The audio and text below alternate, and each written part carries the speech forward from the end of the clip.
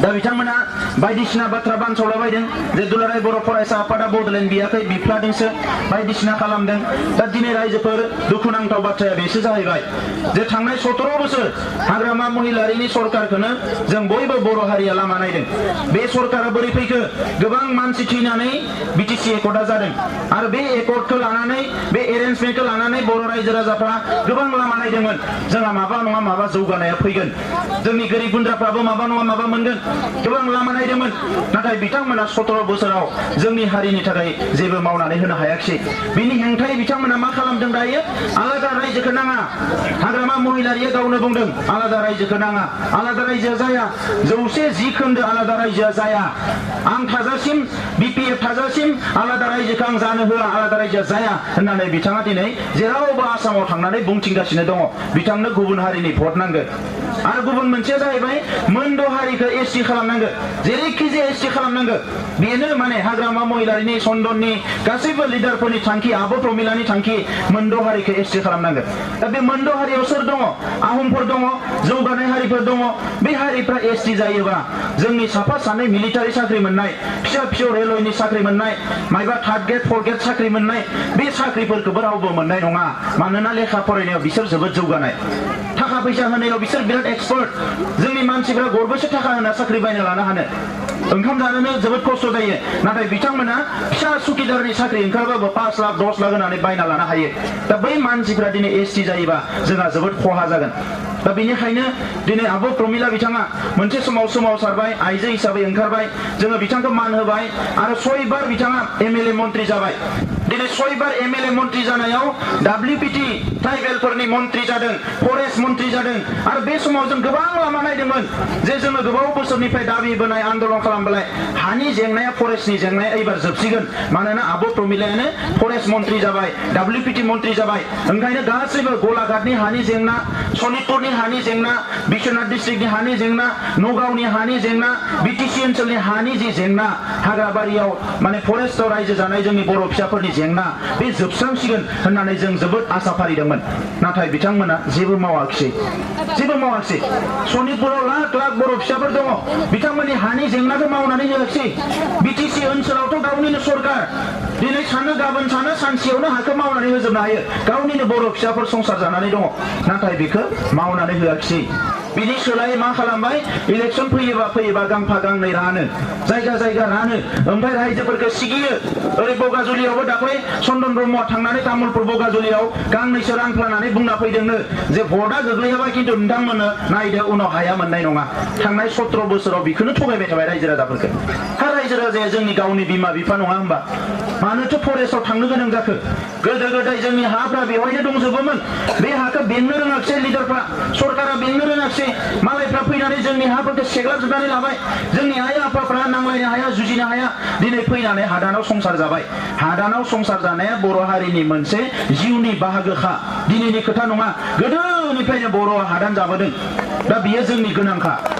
दा बेनिखायनो मोनसे समाव बै सरलपारायाव डिसिया बर'आनो क'क्राझारनि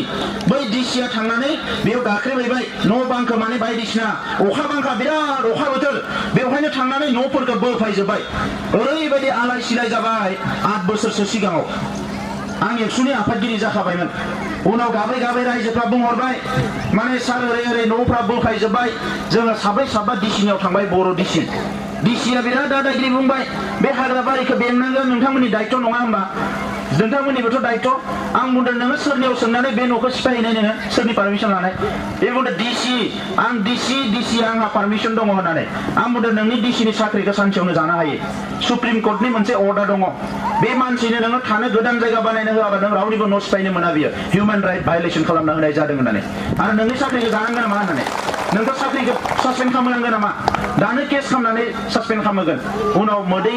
गहां जानानै बिराद खावलायबाय जेबो खालामनाङा मैया आङो खोनाहैदों बेवहायबो फैनानै सोरबा मन्त्रि मनलाफ्रा बुंफैदोंनो भट होआबा जोंनि न'खौ गाख्रेबगोन माबा खालामगोन हेन खालामगोन जेबो गिनाङा रायजोफोर जेबो खालामनो हाया रावबो जेबो खालामनो हाया 1 नाम्बाराव जाबाय सोंग्रोनोसो नांगौ मानो हाखौ दाबो होआखै गाख्रेबनाया न' सिफायनायथ' बादो हाखौ मानो दाबो होआखै बेखौसो सोंनांगौ 17 बोसोर गावनि सरकार मानो होआखै मायबा जिपिएस सार्भे खालामो मायबा खालामो मानो खालामाखै अब्ला मानो खालामाखै थाङाखै गोबां जायगायाव फैसा बुथुमै जाबाय मास बादाव फरेस्टनि अफिसारफोरजों प्राय 15-20 लाख जाजाबाय जोंनि बर' मानसिफ्रा थांनानै फैसाया खाङो GPS खालामनांगौ होननानै 500 नांगौ 1000 नांगौ खाङै लाबो GPSआ जाया दाखालि सनितपुरावबो थिनहरबाय GPS खालामनांसिगोन माने दाथ' आरो ट्राइबेल मन्थ्रिया जोंहा चन्दन ब्रह्म बिथाङानो गोसोबानो मावनानै होनो हायो नाथाय मावा मानो मावनो मावजोबनानै होयोबा इलेक्सनाव भट बिनो लामायानो गैया दा नंखायनो गोदानै मा फर्मुला बाहायदों हाग्रामा महिलारियालाय माने आधा घन्टा लेक्सार होयोबा 25 मिनिट आंखौनो रायो एबसुनि आफादगिरिया दालाल एबसुनि आफादगिरिया जाति फानग्रा एबसुनि आफादगिरिया साल दंफां फाननानै इलेक्सन गेलेदों मा रायो 25 मिनिट आंखौनो रायो मानो 25 मिनिट रायो इलेक्सनावथ' फैखानांगोन फैयाबाथ' मा राजनिति जानो बेलाय फैबाय फैनानै रायजोफोरनो मा बुंनो दालाय रायजोनोथ' जेबो मावना होआखिसै ना हा मावनानै होखो ना आबादारिफोरनो मायबा होखो ना जोंहा फरायसाफोरनो मायबा होखो ना आइजोफोरनो मायबा होखो इलेक्सन फैबाल' आइजोफोरखौ गोसोखांनो सेल्फ हेल्प ग्रुपनो फैसा होनांगौ नङाबा आइजोफोरखौ गोसोखाङा दा बेवहायनो जोबोद दुखुनांथाव जाबाय रायजोफोर जों मा आसा खालामदोंमोन बिथांमोनाबो सिलाय लानानै हाग्रायाव थानानै आलादा रायजो बड'लेण्ड नांगौ होननानै सोमावसारदोंमोन पुलिस मिलिटारिजों होसोजादोंमोन बिथांमोनाबो ओंखायनो जों आसा खालामदोंमोन जि खालि बिथांमोना सरकारखौ सालायगोन अखानायैनिफ्रायनो बर' फिसाफ्रा मोदै रुजुनांगौ जानाय नङा बयबो ओंखाम बोथिसे मोजाङै मोनजागोन बयबो न' बांखौ मोजां लुना लानो हागोन हा हुनि जेंनाया बयनावबो जोबगोन स्कुल कलेजनि जेंना थानाय नङा लेखा फरायनायनि जेंना थानाय नङा देहानि जेबो जेंना थानाय नङा हस्पिटालखौ गामि लुनानै होगोन जों आसा खालामदोंमोन नाथाय बेबायदि जों आसा खालामनाय बायदि जेबो बानायनो हायाखिसै दा बुंनाया मोनसेल' बे लामाखौ जों बानायदों बै दालांखौ जों बानायदों जेन'बा दुनियायाव मुलुगाव फार्स्ट दालाङा बेवहायसो जादों नङा होमबा मुलुगाव दालाङानो गैला आरो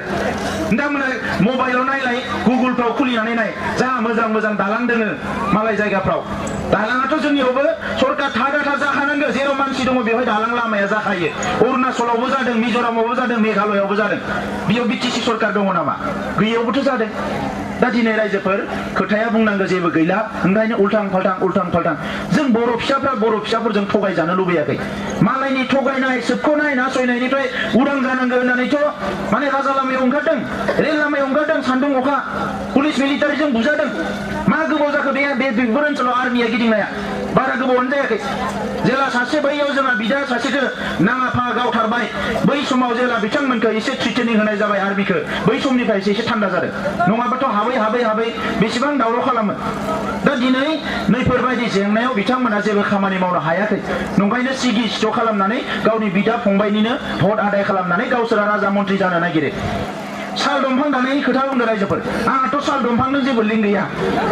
दरकारबो गैया नाथाय मोनसे खोथाखौ आं सोंदों जेरावबो जे दंफां दाननायनि खोथा रायलायबाय जेला क'क्राझार चिराङाव जे 4000 5000 बन फानना जाग्रा बर' फिसाफोर दङ बिसोरनि थाखाय मानो जेबो मावाखै उदालगुरियाव जे 3-4000 बन फानना जाग्रा दङ बर'फोर आदिबासिफोर बिसोरनि थाखाय मानो जेबो मावाखै दिनै गावसोरा क्रेसार मेसिन बानायबाय अन्थाइया बुख्रुबनानै फानबाय दंफां हावग्रा मेसिन बानायबाय कुनु पारमिसन गैया गावसोरा फानबाय रायजो राजाफ्रा दिनै बन फाननानै जानो गोनां जादों बिथांमोनाथ' खौरां लायाखै बैनि जिउ खौराङा माबायदि न'खर संसारा बोरै सोलिदों आङो कसुगावथिंजाय बे गोरिब गुन्द्रा मानसिफोर दंफां फाननाय बिथांमोनजों आं रायलायबाय बन फानग्राफोरजों रायलायनानै सोंदों जे माबायदि सोलियो बिथांमोना ओंखामखौ जानानै ओंखामखौ बोननानै हराव साइकेल लानानै हाजोआव थाङो हाग्रायाव मोसा मुफुर जियानो दङ थाङो सौसि बेवहायनो मालाबा एक्सिडेन्ट जायो माबा जायो मोदोमा जियो गाराय जायो थांनानै हरफाया बन फाननानै साइकेलाव बना लानानै फैयो बन दाननानै अखानायै फानो माइरङा बायनानै न'आव होयो बै मानसिया मिथिया गावनि फिसाया स्कुलाव थांदों ना थाङाखै गस्ला मोजां गाननो मोनदों ना मोनाखै उदै सादोंना खर' सादों खौरां लानो समानो गैया दा दिनै जुदि बर'निनो सरकार बा बर'निनो लिडार बा बर'निनो मन्थ्रिबा मानोथो आदा दंफां दाननो गारदो नोङो बन दाननो आं 1 लाख थाखा होनोसै अमा फिसिनानै जा बुंनोथ' हायोमोन ना ओइ फंबाय बारायदो नोङो बन दाननायखौ बारायदो आङो 2 लाख थाखा लन होगोन नोंनो बोरमा फिसिनानै जा बे हाग्रायाव मोसौ फिसिनानै जा नोंथ' बुंनो हायोमोन ना मानो बुङाखिसै मानोना रायजो राजानि थाखाय बिथांमोननियाव जेबो साननाय गैला नंखायनो उल्थां फाल्थां बुङै रायजोखौ थगायनानै गावसोरनि उदैया बुंबानो जाबाय दिनै गावसोरा माने सानथ्र'हायै सम्पति बानायबाय हा हु बायबाय रायजोफोरखौ नुवा सानदों बिसोरो गोरिब गुन्द्रानि थाखाय जेबो गैया बिसिनि आखायाव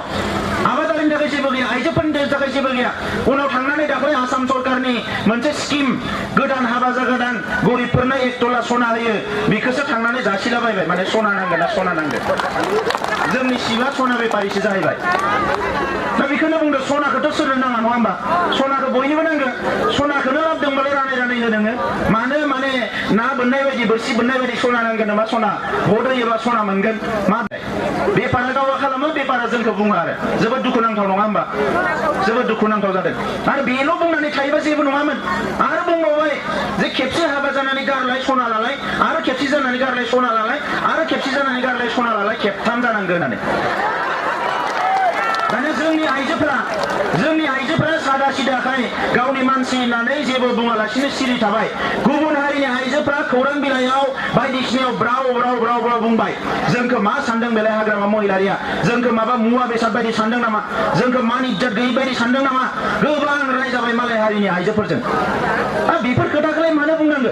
नों मोजां मोजां खोथा फंनैसो बुंनानैबोथ' बुंफैनो हायोना रायजो राजाफोरनि खालि अहंकार मालायखौ रायनाय मालायखौ बखिनाय मालायनो गाज्रि गाज्रि मुं सुनाय दा बिथाङा सानना लादों जे बर'फ्राथ' एबार रिजेक्ट खालामखाबाय बिथांखौ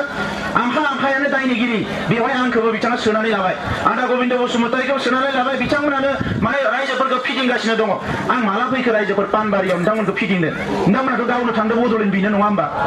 आंथ' सानसेफ्रा माने फैयाखैनो आङो बे जायगायाव गोबां समनि उनाव फैदों आङो दा दिनै बिथांमोना मा सानदों जोंखौसो गिबाय उल्थानो फैसाया दङ गावसोरनियाव सिलाया दङ गावसोरनियाव गासैबो पावारा दङ गावसोरनियाव गासैबो दंजोबो गियो जोंखौसो उल्थानो गोरिबफोरखौसो गियो मोनजारोङैफोरखौसो गियो मानो सैथोआव थायोबा रावबो गिया बिथांमोना असैथोआव थानायखाय गियो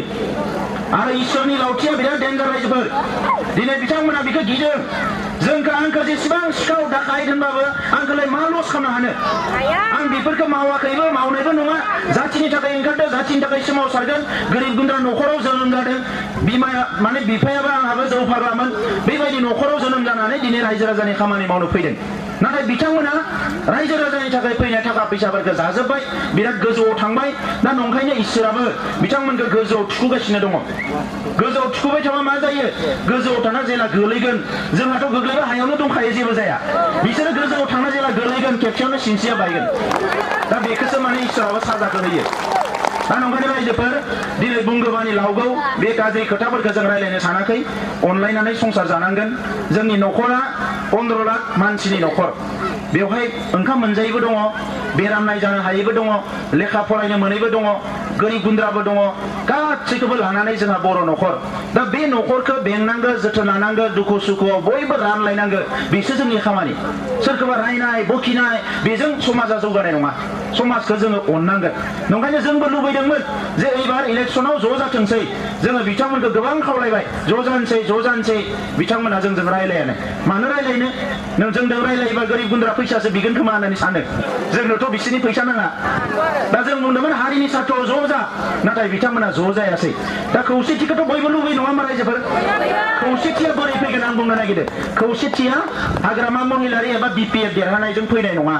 थांनाय 17 बोसोराव खौसेथि फैयाखै गावजों गाव नेरलायलायदों बायदिसिना थासारि जादों मानोना बिथांमोना पावारफुल जानानै रावखौबो बजबनानै लानो नागिराखै भट होग्राफोरखौल' नांगौ बिसोरनो ओरैनो बिदा फंबाय रावखौबो नाङा दा बेनिखायनो हारियाव खौसेथिया फैयाखिसै जों हानायखौ खालामबाय जोङो रन्जन दैमारि बिथांजों रायलायबाय आदा गबिन्दमोनजों रायलायबाय सोमावसारग्राफ्रा खौसे जाजोब्बाय दायो 100% खौसे जाबाय सोमावसारग्राफ्रा खालि बे सरकाराव थाग्राफ्रासो आउट जानानै थाबाय दा बिथांमोना जोंखौ माने थेर बेथेर खालामनो षड़यन्त्र खालामो गावजों गावनो दा नंखायनो खौसेथिया माला फैगोन जेला बिपि एबा इलेक्सनाव जेनगोन जेला हाग्रामा महिलारिया इलेक्सनाव जेनगोन बिनि उनावसो बर' हारियाव खौसेथिया फैगोन